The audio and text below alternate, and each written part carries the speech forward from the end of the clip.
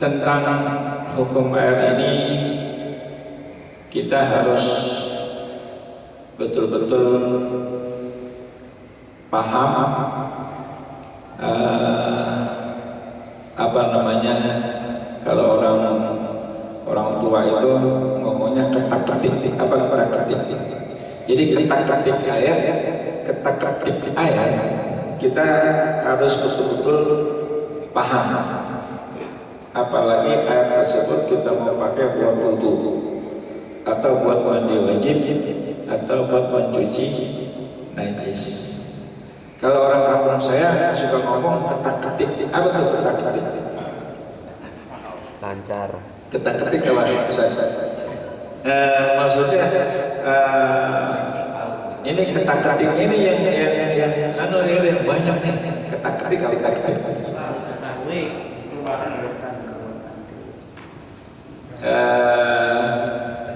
Apa namanya, ketak-ketik itu detail. Jadi kita harus paham tentang air, detail-detailnya ya. Air yang suci menyajikan yang bagaimana, air yang suci tapi tidak menyajikan yang bagaimana, air mustaqam apa, air mutanajis apa, dan air-air yang lain itu bagaimana. Ini kalau ada kaitannya kita mau wudu, kita mau mandi wajib, atau kita mau mencuci najis. Tapi kalau tidak ada kaitannya mau wudu, sama mandi wajib, sama mencuci najis, mah air apa aja boleh kita pakai. Air apa aja boleh kita pakai. Kita pagi-pagi nih mau mandi mubah, bukan mandi wajib, bukan mandi sunnah, mandi mubah. Kagak ada air, ada air teh doang seteko gede, air teh seteko gede, air teh. Boleh nggak kita pakai air teh? Boleh nggak mandi pakai air teh? Boleh. Orang mandinya mandi mubah. Wudu boleh nggak wudu?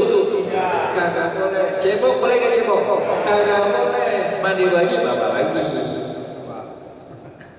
Kalau buat mandi mubah boleh, buat minum apa lagi? Buat nyuci muka boleh. Kalau bukannya wudu, lagi ngantuk banget nih, nyuci muka pakai air teh boleh nggak? Boleh, karena nyuci muka itu bukan bersuci, bukan wudu, bukan mandi wajib. Jadi kita detail-detailnya yang namanya hukum bersuci ini kaitannya sama air, kita harus paham betul. Kadang-kadang ada orang habis kencing, cebok pakai air teh, kan bersih ya? Bersih nggak? Bersih, tapi nggak ngasah itu. Ntar kalau dia mau wudu, dia mau sholat, dia harus cebok lagi. Kenapa? Karena cebok itu najis. Jadi kalau yang najis itu harus pakai air yang suci menyucikan. Zaman dulu kan kalau orang kondangan pakai teh botol ya. Zaman dulu ada orang pakai teh botol, apa namanya, cebok, kencing pakai teh botol, ceboknya bersih tapi nggak sah. Sama secara hukumnya dia masih belum cebok.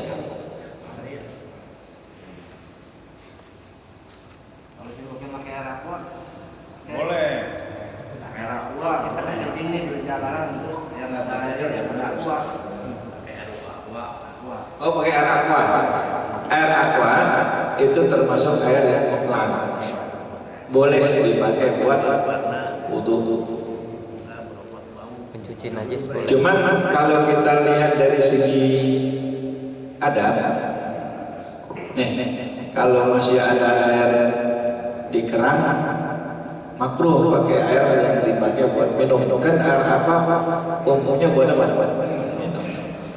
Tapi kalau kita dalam perjalanan atau dalam kondisi yang memang rada-rada jauh, masjid jauh banget, ya udah pakai air aqua aja, boleh. Kenapa air aqua boleh? Karena dia air yang murni dia. Tapi kalau air bening, kayak sprit bening ya, nggak ada warnanya, tapi dia manis, nggak boleh. Ada namanya air yang mutabayyin. Air apa lagi? Air apa? Jadi air aqua, air mineral secara hukum dia suci menyucikan dan sah dipakai wudu, sah dipakai mandi wajib, dan sah dipakai mencuci najis. Tapi ditinjau dari segi adab makruh kalau kagak ada, kalau masih ada air yang lain, karena dianggapnya mubazir, dinilainya mubazir. Satu botol 3.000 atau 2.000 tanggung air apa? 4.000. kalau air kembang kalau air apa air kembang Air kembang ya? Maksudnya air ditarik di baskom, ditarik kembang ya? Kira-kira airnya wangi apa? Enggak kali ya? Wangi enggak? Berubah rasa. Kalau sudah wangi, terus rasanya enggak berubah, warnanya enggak berubah. Misalnya nih ada air sebaskom ditarik kembang kan sama daun, lalu airnya kagak bau, terus rasanya juga kagak berubah, warnanya kagak berubah, itu secara hukum tetap suci menyucikan. Tapi kalau dia menjadi wangi, biasanya kembang apa yang dominan, yang kalau ditaruh di air langsung airnya wangi? Mati. Kenanga atau Mati. apa? Selama airnya kagak bau wangi, namanya airnya tetap mutlak suci menyucikan. Yang membuat air berubah, pertama bau yang dominan, dua warna yang dominan, tiga rasa yang dominan. Kalau berubahnya nggak dominan, nggak apa-apa. Kalau dikit, berubahnya dikit, berubahnya dikit doang, tetap masih suci menyucikan. Tapi kalau rasa nih, kalau rasa walaupun dikit tetap, walaupun nggak dominan, kalau rasa dia membuat hukum menjadi air mutabayyin, rasa manis atau rasa yang lainnya, dengan sebab ditaruhin benda asing.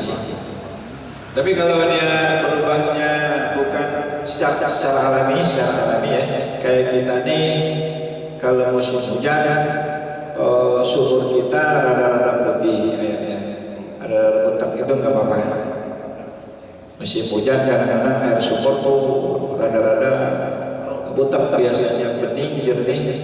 Butak, perubahan butak secara alami itu tidak menjadi layaduru, artinya bahasa Arabnya layaduru, tidak kenapa-napa.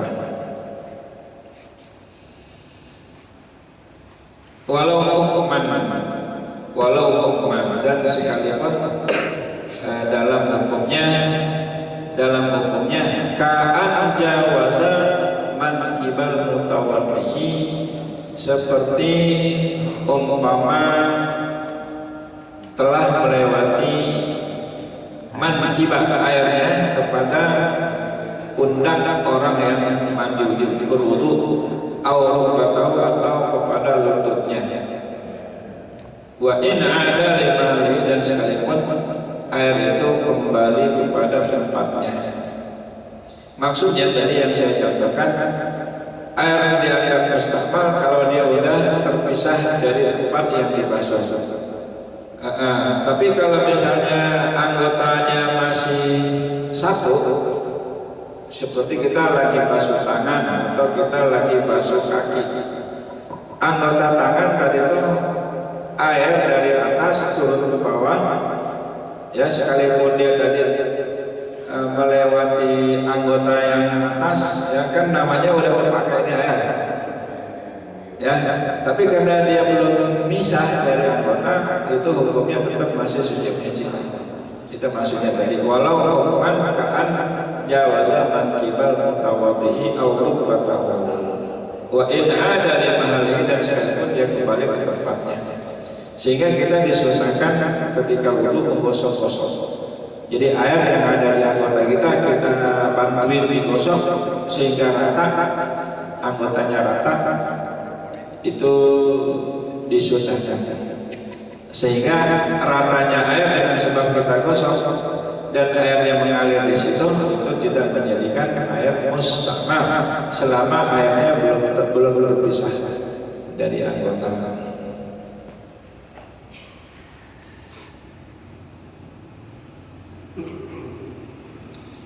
Awin takala atau intakala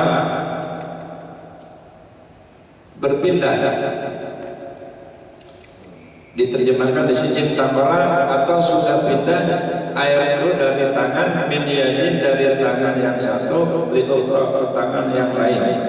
Kita membasuh tangan kanan ya, lalu dari tangan kanan nih kepercik ke tangan kiri.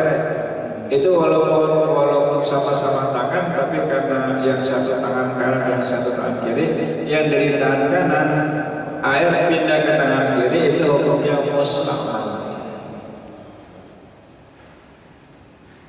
Ini kita membasuh tangan, misalnya kita percolin tangan kanan ke tangan kiri, karena udah beda anggota, ini hukumnya mustakmal. Tapi kalau dia bocor masih satu tangan kanan, itu enggak mustakmal. Jadi air kalau dia masih di situ di satu anggota, walaupun dia air itu keliling air itu enggak dihukumkan mustakmal. Tapi kalau dia bisa ke anggota yang lain, nah itu yang terjadi hukum mustakmal. Jadi mustakmal itu terjadi apabila air itu pindah ke anggota yang lain. Kalau masih di anggota yang sama, enggak terlakukan mustakmal.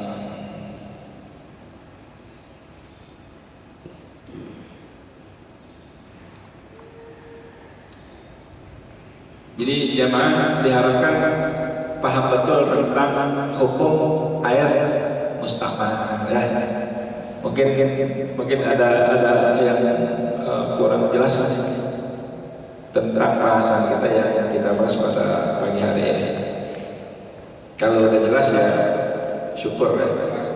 Kalau air awalnya cukup 216 liter satu bola itu kan, tiba-tiba kita pakai mandi panas, berarti kan mandi selain dipakai berkurang.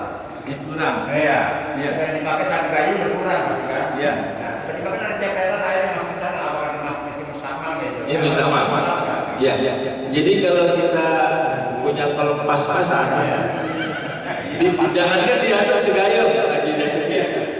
Jangankan segayung, kita ambil satu cangkir itu udah kurang. Nah, jadi setelah dia kurang, itu kita nggak boleh ada anggota kita yang apa? Kalau kita mandi wajib nih, nggak boleh ada yang nyelup. Kecuali sebelum nyelup tangan kita nih kita daftarin mau ngambil gayung atau mau ngambil sabun yang nyemplung atau mau ngambil odol yang nyemplung. Kita daftarin dulu tangan kita di dalam hati, bukan mau membasuh tangan tapi mau ngambil. Sebab kalau kita nggak daftarin itu dinilainya kita mau basuh tangan atau mau basuh anggota yang lain. Begitu doang. Ya, itu kalau pas-pasan terjadi. Kalau pas-pasan 211, pas-pasan nih, diambil jangankan segayung, diambil 20 mili juga udah balik, udah kurang dari 20. Oleh karena itu kalau kita punya kolam lebihin, ukurnya lebihin, jangan 60 pas. Saya kolom saya yang paling kecil nih 110 lebarnya, terus dalamnya cuma 70 cm, lebarnya 60, 100 meter 10 kali 60 kali 70, itu dia ada setengah juga tidak suci, setengah kolom itu masih ada 216 lebar. Tapi kalau pas-pasan 60, khawatir kita diambil satu gayung, ya iya, udah terhukum mustahil. Iya, sekalipun keran dibuka sekalipun. Kalau keran dibuka kan penuh, kalau dia penuh enggak, jadi dia nggak tekor, dia nggak tekor ya, nggak tekor. Habis. Ya, tapi kalau dianya ada 2 bola. Tapi kalau dianya kosong, walaupun airnya turun, kalau kurang dari bola nggak bisa. Kecuali ada 2 kolam nih.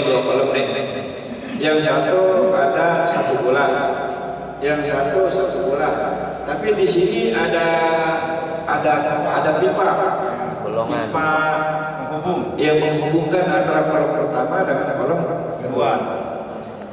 Dulu masih banyak masjid kita nih di kolam wudhu, di kolam tempat kencing ya, di kolam di tempat kencing bikin kolamnya panjang, jadi dia menghubung antara kamar ini, menghubung, sehingga airnya ada 2 bola. Walaupun di kamar satu cuma ada seperempat bola, ya, kamar ini seperempat bola, seperapat, baru 1 bola ya, jangan seperempat dah, 2/4. Sehingga 4 kamar kalau dia nyatu kan ada sini ada Bolongan. ada pipa yang 3 in, itu dia berhubungan, jadi dia namanya nyatu, itu nggak ada hukum mustahil. Tapi kalau dia sendiri setengah pula sendiri, nggak ada hubungan ke kolom yang lain, nah itu hukumnya terjadi hukum mustahil. Walaupun ini ada keran ngocor aja. Kalau yang jadi keran ngocor aja, syaratnya isinya ada 2 bola. Kita pakai, kan jadi kita tekor dah, tetapnya 2 bola, karena ada keran yang nambahin. Tapi ada keterangan, kalau misalnya nih kita